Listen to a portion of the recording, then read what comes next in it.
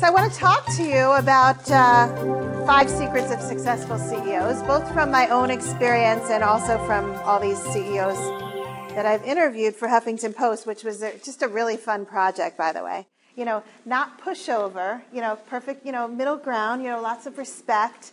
But, you know, it's not this kind of macho CEO, you know, you're going to be fired if you don't do what I say. You know, I mean, there are those CEOs out there.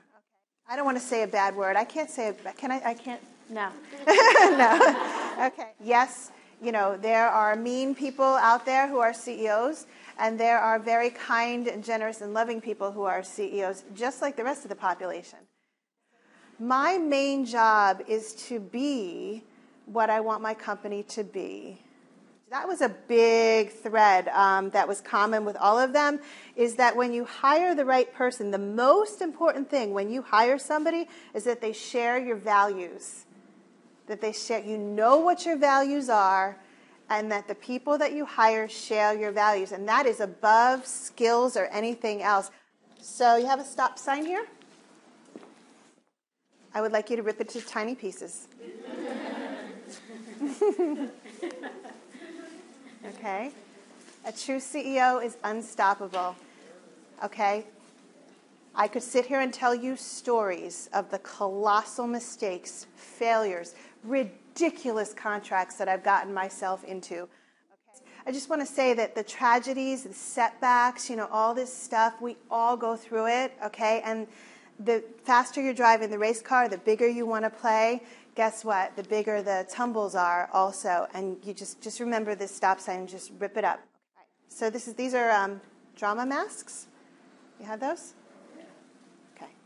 I'd like you to rip them up into tiny pieces.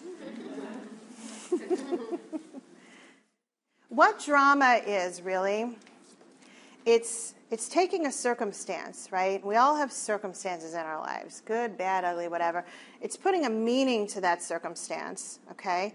Then it's allowing your emotions to inflate, okay, right? Because drama, really, on stage, you have to be bigger than life. I know this from opera singing, okay? That it doesn't belong in your business, okay? And I'm going to give you a couple strategies to not have the drama be around. And do you know, here's how you know your systems are working. Do you know an hour later, my manager called me, they met their sales goal. An hour later after I was out, I was crying. It was, I mean, really very, very moving. That's how you know you have the right staff. If you yourself can be dramatic, take them down, okay, and they pick up, okay, where they left off. You know, oh, I don't have money, so, you know, I've got no money coming in, so I can't delegate. Well, then you got to get creative. You know, you barter, you get interns, you pay somebody on commission only until your company starts making money. I mean, there's just all kinds of things you can do. But then again, if you don't have any money, have you checked your business model? You know, is your business model mathematically sound? Okay, that's, you know, something to go back to. So that's just like the first reason out of the 10. The answer to how I do it all is I don't. I don't do it all. I just don't. I have 27 employees. I have a personal assistant. I have a loving husband, a loving daughter, a great family, those relationships I still held on to. Okay. I have my 7-figure club. I have Savor the Success. I have support teams in everywhere in my life. I do a very reasonable amount of work, very reasonable. Everything else is my team. My guest for today is Melody Stevens of TimeMillionaire.com. She has so many businesses, like 4 or 5. She runs music schools. She's about to open up a preschool here in the New York City region.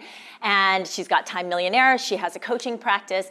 And she really helps women to build 6-figure businesses while not losing their lives. She's also an editor for the Huffington Post, where she interviews CEOs and learns all their secrets. We are going to get some of the inside scoop. Welcome, Melody Stevens. Thank you so much. It's great to be here. So Melody, why don't you tell me, was there something that was very interesting that stuck out for you when you were interviewing these CEOs?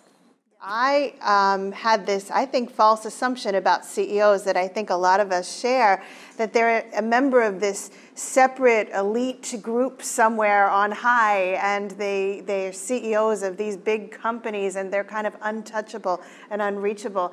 And so I think that one of the most interesting things for me was when I interviewed them, their generosity of spirit, you know, was really, really apparent. You know, the generosity of spirit went two ways. They were also very curious about me, and they asked me a lot of questions, and most of them asked me for advice, which I found very interesting. I mean, you know, one of the CEOs, he had a $4.9 billion company. You know, that's their annual revenue. This is Mike McNally of Skanska USA. And, you know, and he was asking me questions. And, you know what he said to me? He said, well, you know, I'm actually competing with really great bosses like you. I was like, all right. Okay, talk to me more. And he was just gushing with enthusiasm for his company. Their motto for Corner Bakery Cafe is feed the day. And he was like, yeah, if there's a soccer game, we're there. If there's a church function, we're there. If a new gym opens, we're there with our samples of healthy food.